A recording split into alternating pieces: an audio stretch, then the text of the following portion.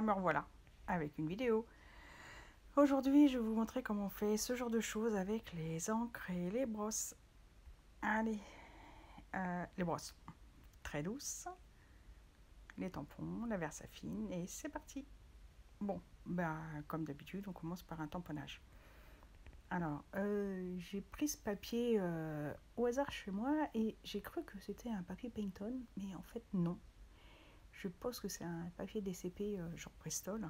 Et du coup, ma Versafine a mis un temps pas possible à sécher. Je ne m'en suis pas aperçue et quand j'ai utilisé les brosses, ça m'a un peu sali.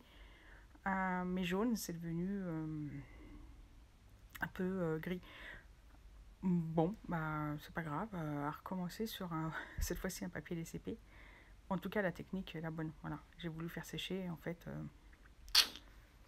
je n'ai pas assez attendu et j'ai eu une mauvaise surprise. J'utilise des encres à l'eau. Là, c'est Floricolor. Ça fait très longtemps que je ne sais pas. Je ne sais pas s'ils en vendent encore. Je ne pense pas.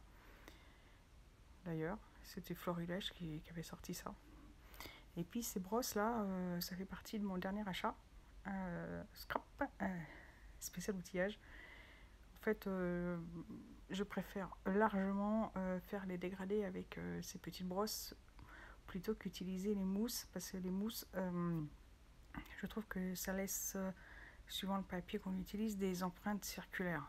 À moins de charger, très chargé, mais quand on veut faire quelque chose d'assez doux, je trouve que c'est un petit peu compliqué, quoi.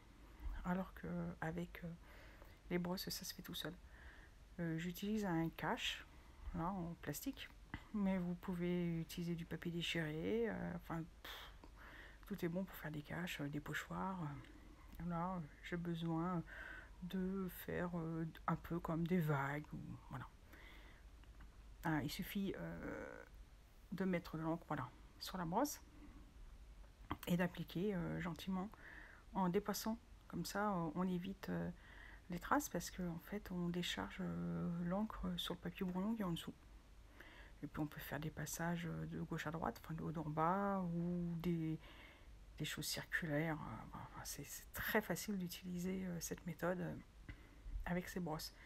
L'intérêt de ces petites brosses aussi, c'est qu'elles ont le manche coloré et du coup, ça permet d'utiliser tous les verts avec la même brosse, tous les jaunes avec la même brosse et ne pas salir les jaunes avec des encres plus foncées. Donc c'est somme toute assez pratique.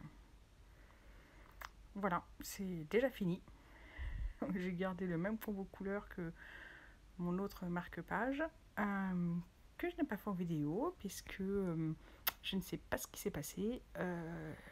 Il y avait un éclat éblouissant sur la vidéo, donc j'ai pas pu la poster. C'est pas grave, je recommencerai. Allez, ciao, à plus tard, bye bye, amusez-vous.